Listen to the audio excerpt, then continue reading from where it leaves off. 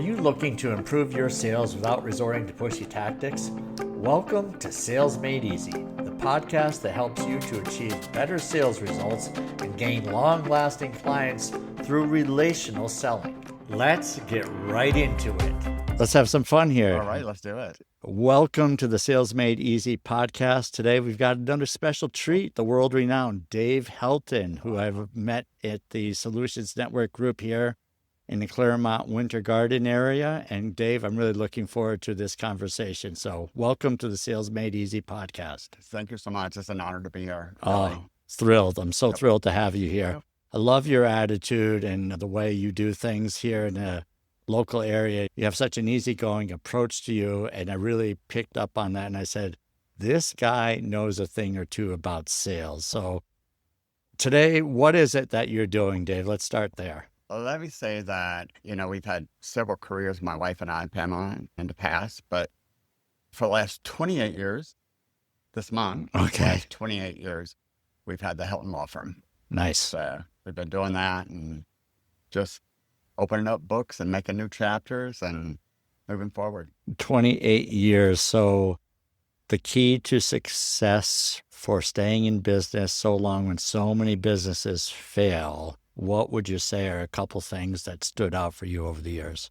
I would say for us, I would definitely say the times that we've had with people and networking has radically changed in a very good way for our firm, because 28 years ago, we were 40 when we got out of school, decided to grow up, right? I love it.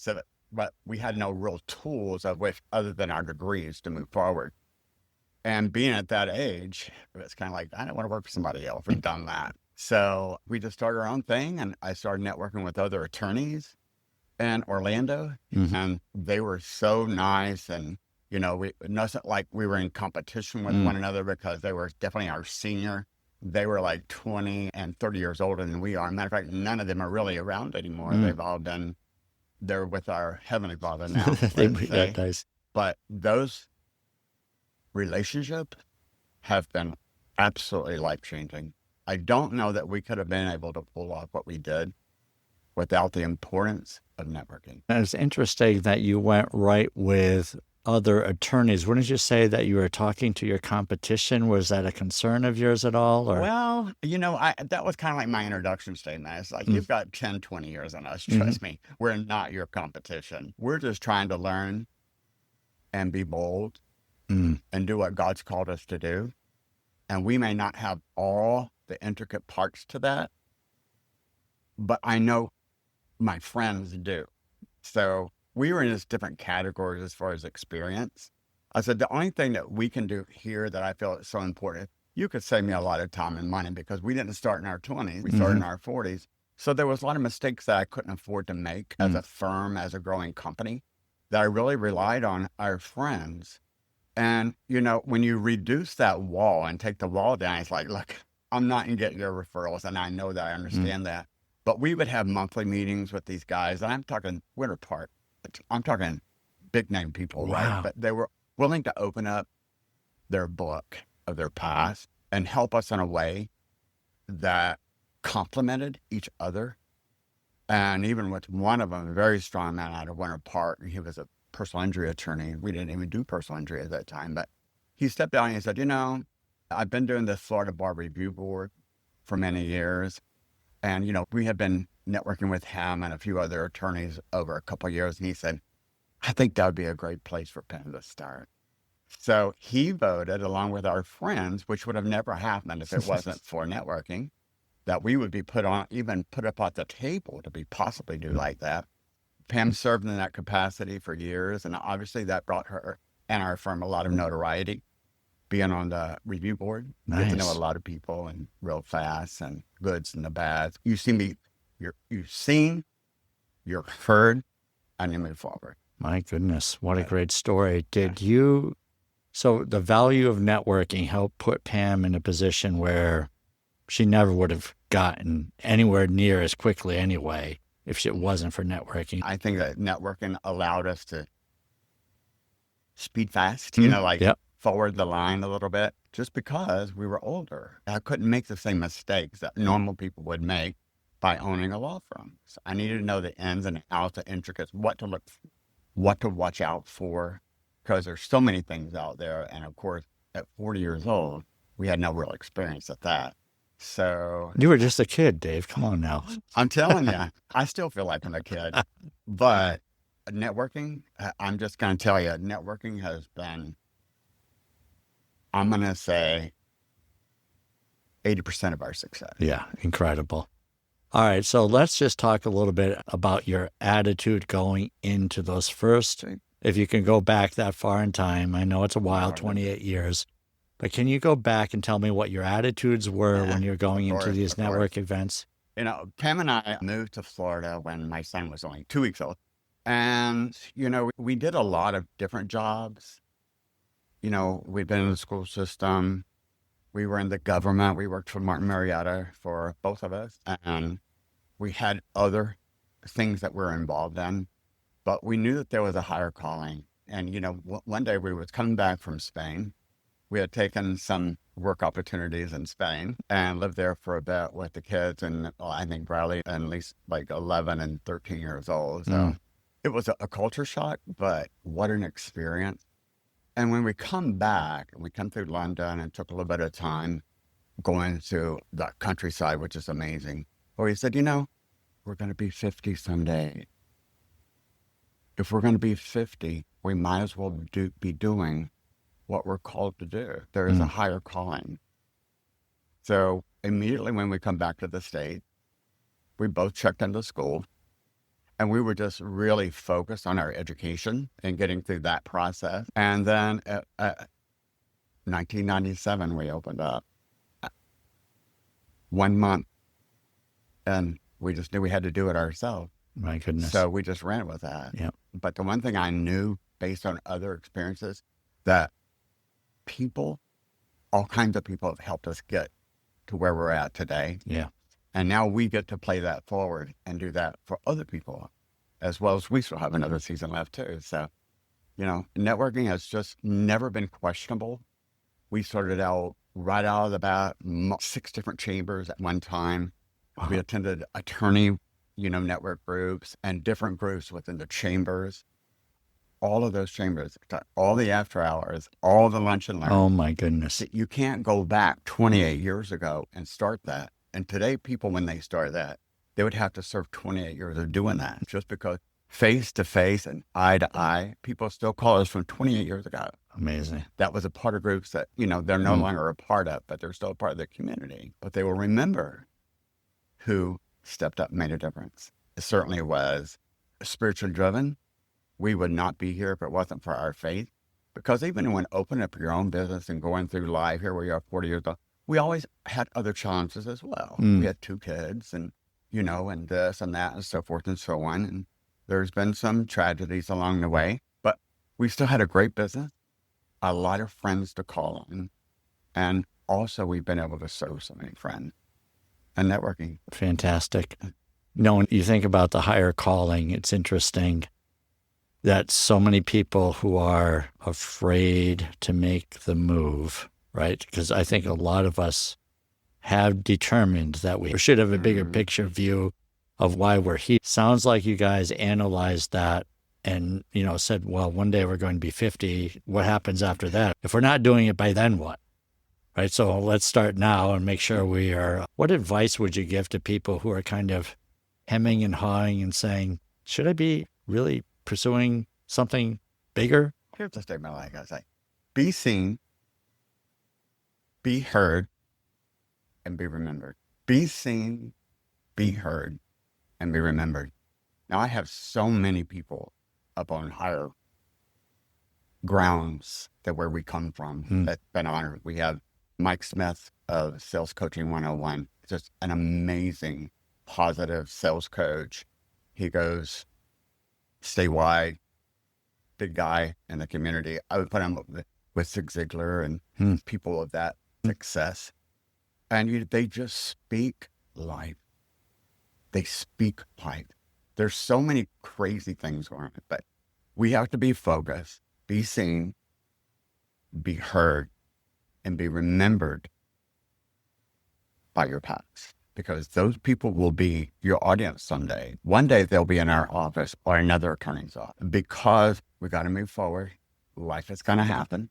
You know, we do estate planning and we do a lot of family law and stuff like that, but we always have to move forward. We can't stay stuck in yesterday. God's gotten something so much better for us, but we have to be open to that and listen. Have to listen. I think it's very important that my wife and I both are very early risers.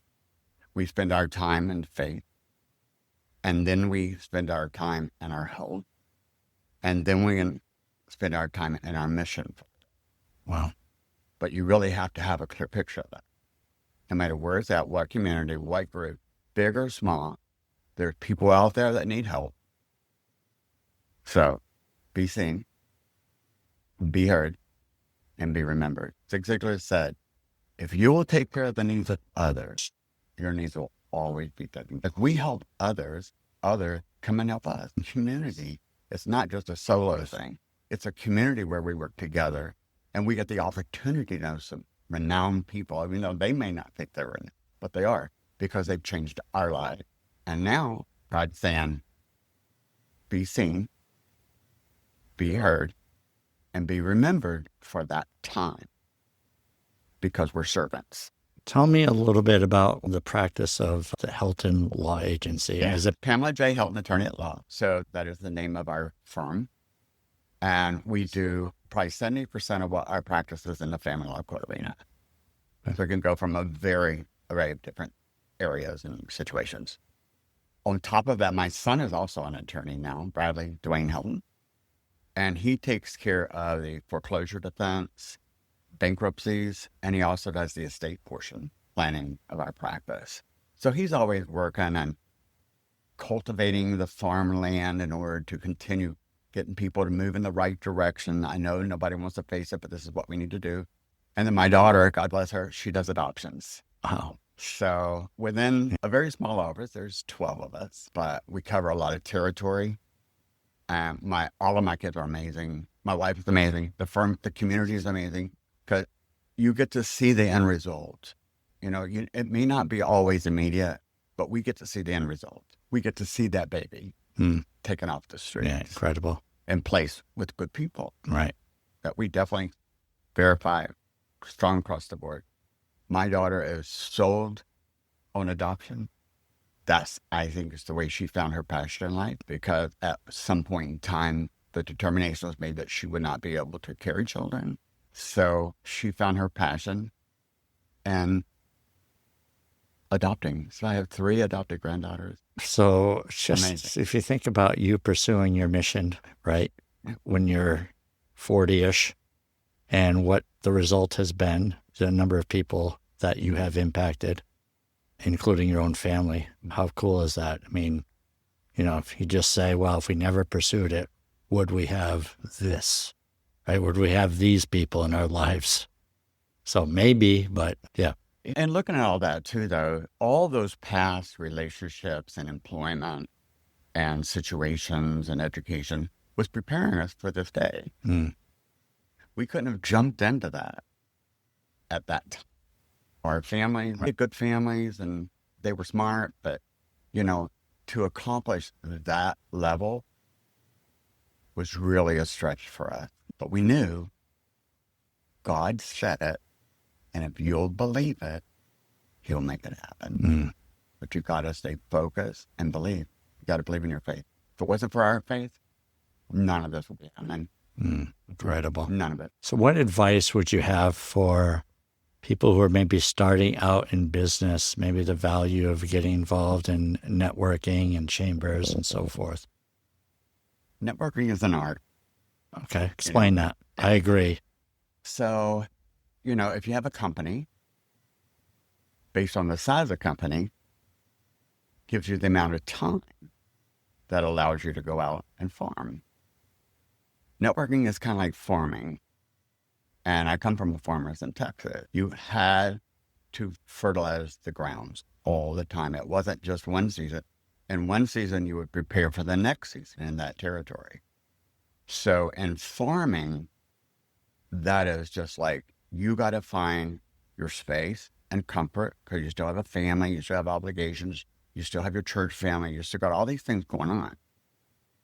So it can become overwhelming real fast. So I would say, depending on your staffing situation, let that determine the next picture for your involvement in networking, because you can become so network heavy and there's nobody doing the work. Right. So there's a balance. It's the balance there. So my position has come to be, really, that is my position of networking. Now, it wasn't that way in the beginning. Right. I set up at the front. I did paralegal work. I did this. I did the filing. I did all those things. But the networking allowed us to form more. And as we grew more, we were able to take on more group. We would not be here today if it wasn't for our network ability. And my children are involved in that. So my daughter, my son work for Forestdale, and my granddaughter is now in pre-law. So goodness. It's going to be a 3-generation thing. Fantastic. Yeah. All right, quick advice. You said networking is an art. What did you mean by that? Is it just a balance of win, or is there more? Where were you headed with that? Okay. In my opinion, on being an art, you always want to take the leadership role. Okay. And every group needs help. Trust me. It's like every pastor of a church can use some assistance somewhere in some area. So when you're talking about networking, you really have to be focused on how much, where's it at, and the greatest benefits. If you just have like a 2 or 3 person office, you could be networking, right? But you have to know what you're looking for. And when you have opportunities to lead, right, you'll be seen, you'll be heard, and you'll be remembered. Now, leading in that is that you are a moderator, and a moderator can be in anything. I mean, when we talk about networking groups, one of my networking groups, I wanted to start reading more. I just felt like I was a part of my life where I wanted to read more. Okay. So I went to the library and opened a book club. So within that book club, though, there was 30 or 40 people there. We serviced a lot of people with a stake. Right. Once you find your passion, just like your life, the rest of it, it'll all come back around to you. It's like putting a jacket. Once you find your passion, just live your life. Just live your life. Such great advice. We're at Stony Brook Golf Club here today. And the reason we're here, there's a little noise in the background, is because you have a network group that you organize and meet with. So you do it twice a week, Mondays and Wednesdays, but there's no stopping you. And your approach is just so great. Loved having you here, David. Any final thought that you want to? You know, speaking about networking group, in 2020, it come to a point with COVID where there were problems with networking, because a lot of people were, no, we can't meet, we can't do this, we have to stand 12 feet apart, you have to wear a mask. So in 2020, I'm not surprised that my wife and I didn't get up and say, we're going to open up a new networking group. And we opened up Solutions Networking. And that started in Claremont in 2020. And now we have about 35 to 40 people that meet every Wednesday morning at Caesar's Palace. And since that time, this is our sister group, Solutions Networking here in Winter Garden. And we meet here every Monday. It's a lunchtime group from 11:30 to 1. Wednesday morning is from 7:30 to 9. We have a great group of people, but we all feel like we have something connection because we're all in the same place. No fees and no rules. Come, bring a good attitude, and let's see how I can help you as my brother, and you can help us as a community. And that's why I go. And Caesar's Palace, got to give a shout out to them, because people there are amazing. So, Dave, this has been a blast. Thank you so much for joining me on the podcast. This has been great. Tons of great advice here. So look forward to our next conversation. Hopefully very soon. Thanks for listening to Sales Made Easy. If you enjoyed today's episode, please subscribe and share it with your friends. Also, you're invited to join the Facebook group Sales Training Selling with Dignity. Serve first, the selling will follow.